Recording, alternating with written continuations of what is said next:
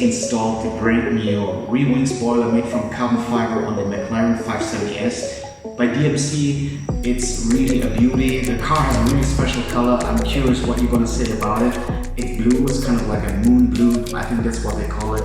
Leave us a comment and tell us what you like about the color. Is that something you would put on your car or not? Anyway, let's go together now. Let's have a close look at the car and see how it's gonna look like.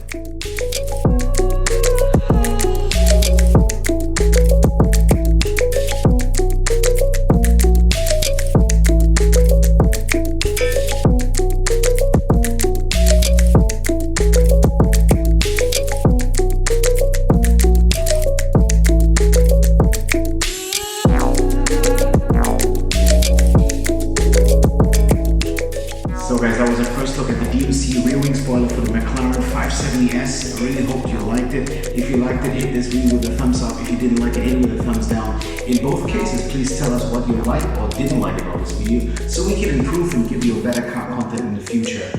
If you would like to support us, also kindly subscribe to this channel. Hit the little bell icon so you'll get notification. You'll be the first one to know when we upload new videos.